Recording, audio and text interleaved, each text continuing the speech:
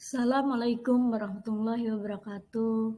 Saya CGB Ogan Ilir Angkatan 7 Sumatera Selatan, Zulaina Hapni Aptorina dari SDN Pemulutan Selatan. Di dalam modul 1.1 mengenai kesimpulan dan refleksi pemikiran Ki Hajar Dewantara, yang saya pelajari dasar pemikiran Ki Hajar Dewantara. Pendidikan itu hanya dapat menuntun tumbuh atau hidupnya kekuatan kodrat pada anak-anak agar dapat memperbaiki lakunya, bukan dasarnya. Hidup dan tumbuhnya kekuatan kodrat anak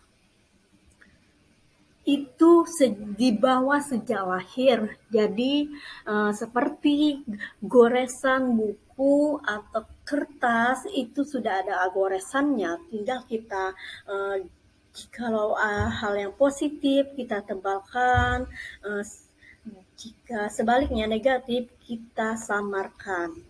Jadi kita tuntun anak tumbuh sesuai dengan kodratnya untuk mencapai kebahagiaan dan keselamatan yang setinggi-tingginya sebagai manusia dan anggota masyarakat. Filosofi pemikiran Ki Hajar Dewantara, pendidikan mengalami perubahan yang dinamis, tidak statis. Jadi pendidikan dengan sesuai kodrat alam dan kodrat zamannya terus berkembang. Kodrat alam di mana peserta didik dituntun ke arah yang baik, lebih baik lagi. Kodrat zaman, peserta didik diarahkan sesuai dengan perkembangan zaman atau era globalisasi ilmu teknologi. Jadi, prinsip perubahan menurut azas Trikon ada 3, yaitu kontinuitas, merupakan budaya masyarakat yang kritis akan budaya luar yang masuk ke dalam daerah budaya lokal. Konvergensi, nilai-nilai kemanusiaan. Jadi anak didik ditanamkan nilai kemanusiaan untuk memanusiakan manusia. Jadi saling menghargai, menghormati sesama umat manusia. Dan 3, konsentris atau menghargai keberagaman, kemerdekaan sesuai kodrat alam anak dan zamannya. Yang ketiga, budi pekerti mencakup komponen cipta, yaitu pemikiran, rasa, adanya perasaan, karsa, adanya cipta, karya, dan inovasi, serta pekerti mencakup raga, tenaga jasmani. Jika budi pekerti dikelola dengan bijaksana, maka akan menghasilkan sesuatu yang baik. Begitu pula sebaliknya.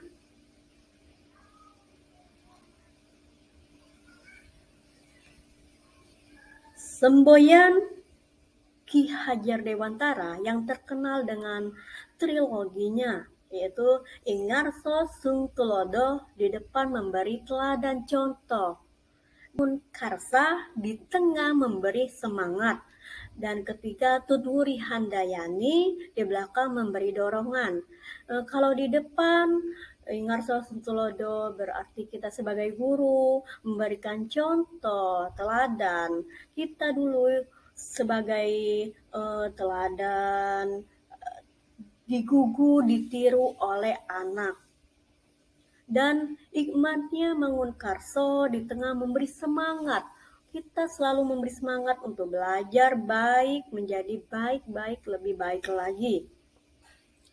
Dan Tutwuri Handayani belakang memberi dorongan itu.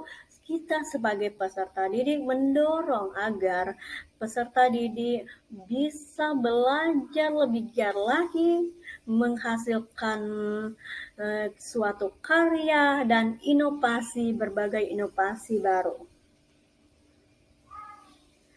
Di sini dalam mempelajari modul 1.1 mengenai pemikiran-pemikiran Ki Hajar Dewantara, saya bisa merasakan sebelum pelajari, ini anak didik saya harus dituntut untuk bisa dan dipaksakan kehendak saya dalam belajar.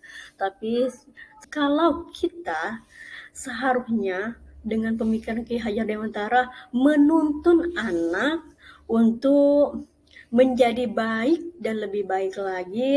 Ibarat petani menanam padi akan menghasilkan padi. Kita tuntun agar anak itu berkembang tumbuh dengan keselamatan kebahagiaannya yang setinggi-tingginya sebagai manusia dan anggota masyarakat. Di dalam modul ini saya tersadar akan pentingnya peserta didik saya untuk memerdekakan belajar, menghormati murid saya, dan berfokus pada murid, untuk murid dan murid. Jadi murid di dalam pendidikan sekolah itu hal yang sangat penting untuk memajukan dunia pendidikan.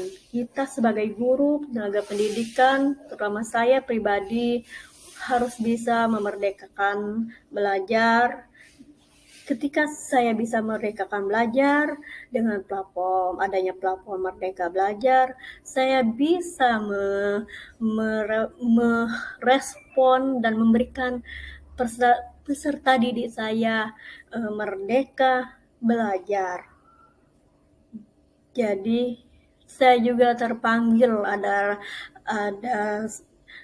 kata-kata yang begitu berarti saya sebagai guru, tenaga pendidik, dengan pemikiran dan kata-kata Ki Hajar Dewantara, yaitu bebas dari segala ikatan dan suci merdeka anak, tidak untuk memihak suatu hak namun berhamba pada anak.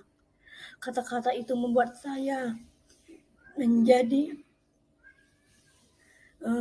refleksi diri, sehingga saya akan terus berfokus pada murid, untuk murid dan murid dalam pembelajaran, untuk meningkatkan pendidikan dan moral peserta didik saya.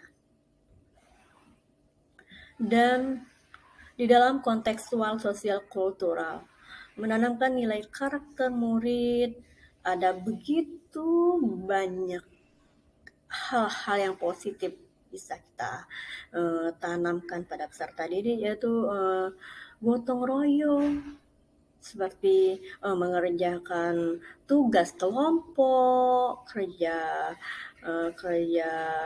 bakti di masyarakat.